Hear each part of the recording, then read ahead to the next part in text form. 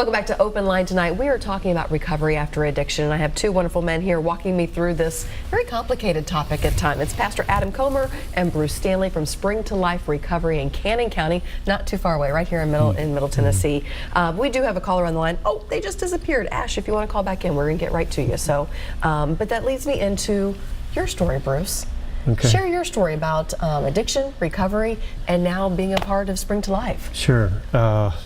Mine's a little different than Adam's. They're all different. They have a lot of the same qualities and components to it.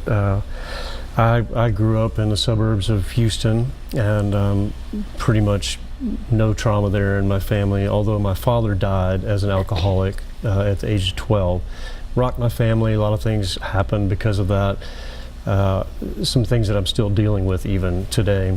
But I later went to into the military.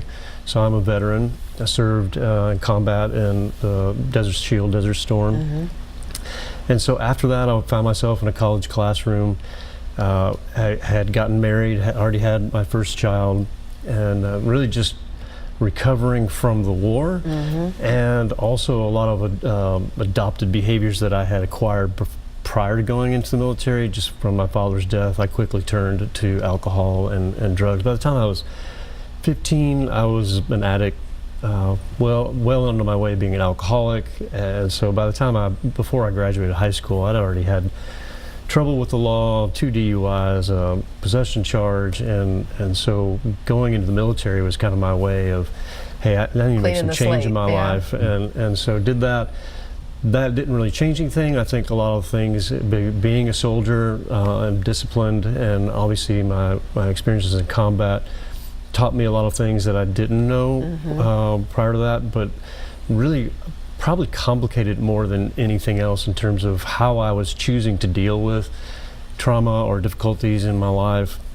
And now with the onset of not even knowing that I had PTSD for years, really just became more and more medicated, more and more seeking for the things to check out and not having to deal with life. I was a college grad. I worked here in the Nashville area as a professional for 20 years until it became really problematic. I would say probably more in terms of about 10 years. And I was getting let go from some jobs. It was because of the trouble I was getting in. Always seeking alcohol and drugs for the things that I felt like I needed compensation for in my life that I just couldn't handle. And honestly, aside from the post-traumatic stress that I was suffering from as a child, and even from combat that I didn't even know yet because I hadn't sought help in that, I was really just dealing with the same stuff everybody else deals with. But I just learned early on in my childhood and the things that had happened to me then, just this thing like Adam spoke of.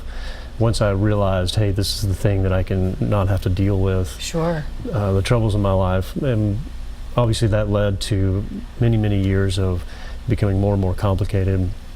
At the age of 46, I lost my last career job and went into a different path, and for about 6 years of that, continued in my addiction. But 2 years into that, something happened in my life. I had been to so many rehabs and inpatient, outpatient, transitional living, married once, remarried, the money situation, I was so far in debt just because of the drug use and these types of things.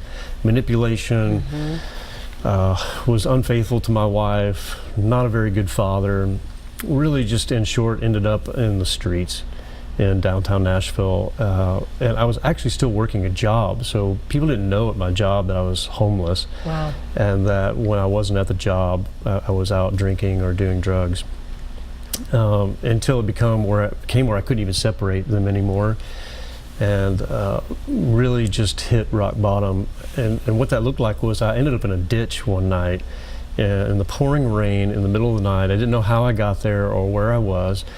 Last I remembered, I was in a bar in Nashville somewhere. Wow. This was after 8 DUIs, just 3 decades of just trouble and ending up homeless. It was at that point in my life that I realized that things had to change. I didn't even know how it was supposed to change because I'd already been trying. And it wasn't until I got back to the place where I was staying, just by walking and finding familiarity, that I got on my knees and I begged God to save me from myself. Those were my exact words: save me from myself. I didn't know how to trust anybody, including myself, and so I made a point at that time in my life to just be all in. I surrendered everything. I wasn't going to question what God wanted me to do anymore. I sought His Word. I sought people God put in my life. I didn't question either of them. Those are basically the two rules I still live by today. Is I put my trust in God's Word. I put my trust in the people God puts in my life, and allow God to grow me through His Word, and through that, God strengthened me. And over a period of time, I realized that the things that I couldn't abstain from before, I now could. And God was changing me. See, there's something supernatural that happens in God's plan versus man's plan, and that He's the one, He's the power that actually does the changing in your life. You just have to be willing to do it. You have to be and the there's a lot of hard work in that, but aside from doing it on my own, which I was doing before, and choosing a higher power, there was real power in what God was doing in my life. And there were a lot of miracles in there that are too many to count, that God did in my life, and really changed me. It got to a point where after about a year, my current wife at the time, which we were going through a divorce, she saw the change in my life. We got back together. I moved back home. Life started looking a lot better for me in terms of the way I was living, and having some consistency in that. I immediately wanted to go share with other people what God had shown me, because it wasn't a 12-step program. I tried to go back to those programs, but it just didn't fit with the way God was growing me and what they were asking me to do in that, and what they wouldn't allow me to do in that. And so I just started going into anywhere that would have me to teach a class or a halfway house, or anything within the church that would basically share with them what God had shared with me. And over a period of time, people kept asking me, hey, you should write that stuff down. One of the jobs that I had after my career was teaching. And so I got very comfortable in writing syllabi, lesson plans, curriculum.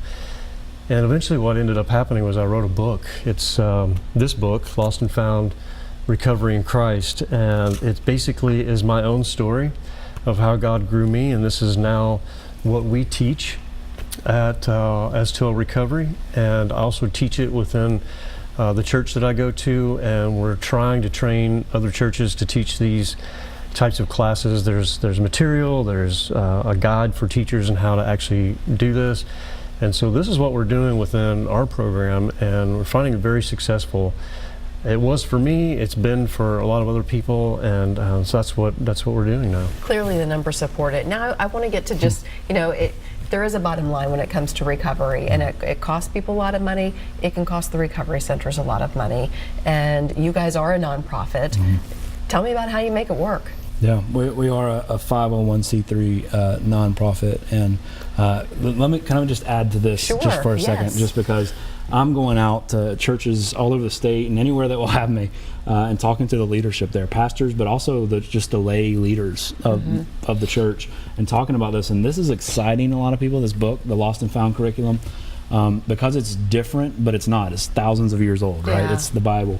But the way that God's gifted Bruce to articulate, because some of the stuff it talks about is God says that, have a desire for goodness, and when you're going through the throes of addiction, it's like, I don't even know it's good. Yeah. And or how could I be good? And Bruce breaks that down in a way that God's gifted him to do that, and it's so beautiful. So we want to encourage, man, we're not making money off of this. This is get this stuff because it works. But S2L Recovery, we are a nonprofit, and so we do have a tuition fee that helps cover some of the cost. Most of the time, people cannot pay that. A lot of times when someone's in the throes of addiction, they don't have a savings account. Sure, no. And so we rely on donations from churches that partner with us. We have a few churches in Middle Tennessee that are partnering with us, and then just individuals. And they'll go to our website, and we have a donation page there. And